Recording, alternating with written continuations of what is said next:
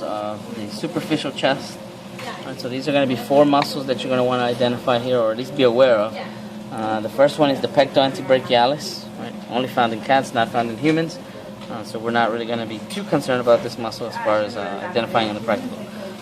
Then we have the pectoralis major, pectoralis minor, and the xiphi humerales. This is another muscle you only find in cats, so we're not too concerned with it. So our major muscles that we really want to know here, pectoralis major and pectoralis minor. Remember, as far as the pectoralis major, it's going to allow you to immediately rotate that humerus, right, and bring it towards the midline. Moving down from there, you get into the abdomen. In the abdomen, you're going to have 4 muscles that you're going to want to find or identify.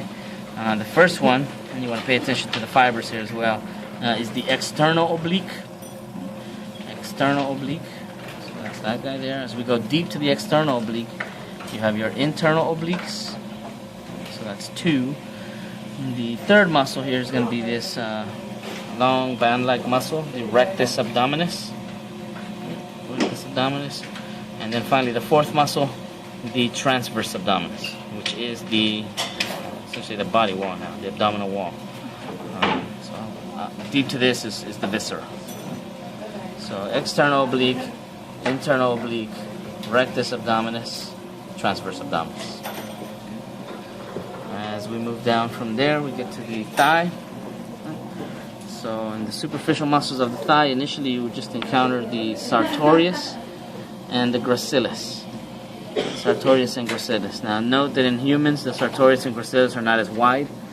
They are thinner, thick band-like muscles. Thinner, thick band.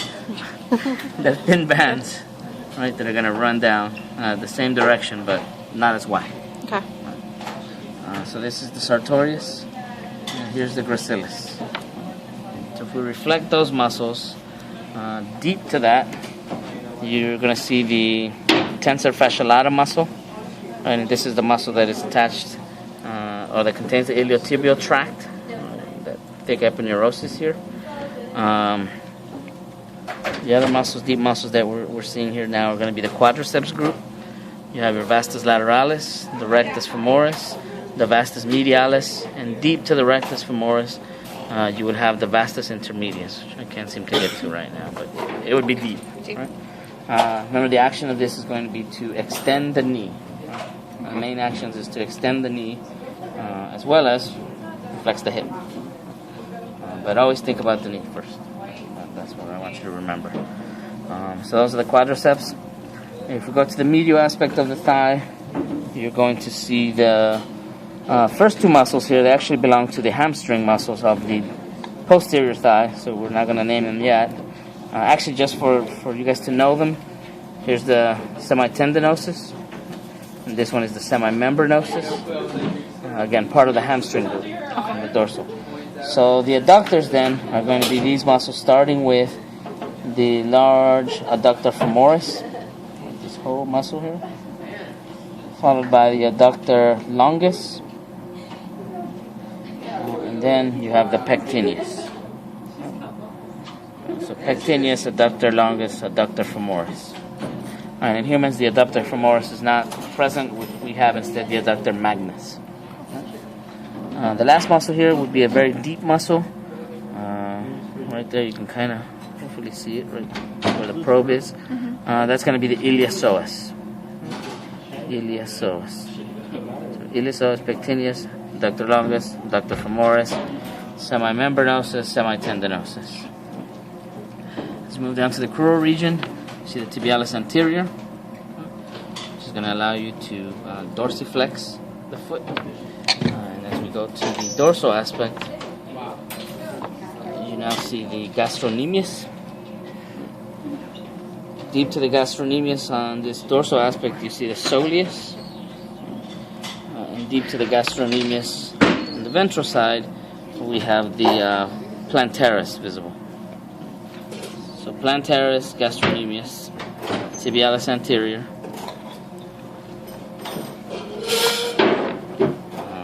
Soleus, gastrocnemius. And those are the ones we're concerned with here.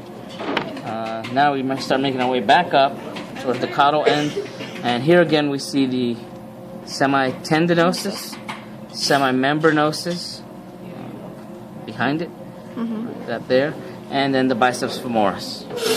And these then make up the hamstring group, which is going to allow you to flex the knee. Okay. Continuing this direction, you have your cauda femoralis, which is also only found on cats, not humans. Then the gluteus maximus, and then the gluteus medius. Continue to move cranially. We have the latissimus dorsi. And then we'll get into the trapezius and deltoids. So as far as the trapezius muscles, you're going to have your clavotrapezius, acromial trapezius, and spinal trapezius. And you can see that I'm under the spinal trapezius here. For the deltoids, you have the clavodeltoid, the acromial deltoid slightly deep to that, and the spinal deltoid here. And then kind of separating the two, you have the levator scapulae ventralis. So clavotrapezius, acromial trapezius, spinal trapezius, clavodeltoid, acromial deltoid, spinal deltoid, levator scapulae ventralis. Okay. If we reflect this, we can see the supraspinatus. Supraspinatus there. We could see the rhomboideus majors and minors, or slightly deeper to this. You also see the rhomboideus capitis and the splenius, the muscle deep to the rhomboideus capitis. So those are the major muscles you need to identify here. Okay. As we move towards the brachium, on this dorsal side, the visible muscles are going to be the lateral head of the triceps, this muscle here, the long head of the tricep, the brachioradialis, and the brachialis, just deep to that. So here's the brachialis, here's the rest of the brachialis. This is the radial nerve here. So brachialis, brachioradialis. And again up here you have your clavodeltoid. Okay. Come back to this side. We're going to look at the deep chest. This is where you have your serratus ventralis muscles. And then the scalenus muscles. Also from this view you can see the subscapularis. So this is the underside of the scapula. The infraspinatus, where the probe is pointing to. Okay. And then if you can hold this guy sideways like this, where the infraspinatus is, right at this border, you actually have the teres major and the rhomboideus major going up towards the back. So infraspinatus, teres major, rhomboideus major. Now for the muscles of the neck, since they're right here, you have your digastric muscles, which are going to allow you to open the mouth. The mylohyoid, which is going to function as the floor of the mouth. The sternohyoids, these two band-like muscles. The sternomastoids, which in humans this will translate to the sternocleidomastoid. Right. In this case, bilateral contraction allows you to flex the neck. Unilateral contraction allows you to rotate the head. The last large muscle here is the masseter muscle, which is going to allow you to close the mouth during chewing, along with the temporalis, which is not visible here. To move to the arm of the brachium, where do we, you guys did this side, right? Yeah. So on this side, we'll have the epitrochlearis, which is kind of still intact here. You see this muscle that I'm just deep to? This is that epitrochlearis. So we're going to reflect the muscle here. Scissors, scalpel,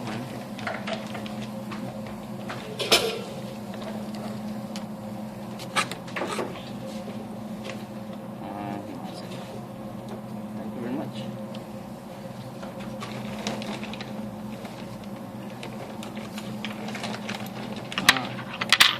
We reflected the epitrochlearis. This epitrochlearis is not present in humans, so we're not concerned with it. As we go deep to that, though, you're going to see the brachial arteries and veins, some of the nerves from the brachial plexus, But the muscles we're concerned with here, the biceps brachii, obviously for elbow flexion. Deep to the vessels here, you're going to see the medial head of the triceps muscle. So right there, that would be the medial head of the triceps brachii. And then you see the long head of the triceps brachii. And the long head will wrap all the way around until you see the lateral head. So lateral, long, medial head of the triceps brachii. And then here's your biceps brachii. As far as the forearms, on the ventral aspect, we're going to include the brachioradialis here. So you would have the brachioradialis, and then you would have the pronator teres. Remember, the pro bends just like the pronator teres does. So that would be the pronator teres. The flexor carpi radialis, right, that guy there. The palmaris longus, and then the flexor carpi ulnaris, right there. So flexor carpi ulnaris, palmaris longus, flexor carpi radialis, pronator teres, brachioradialis. For the dorsal forearm, again you have your brachioradialis, and then from there you might come in at this angle.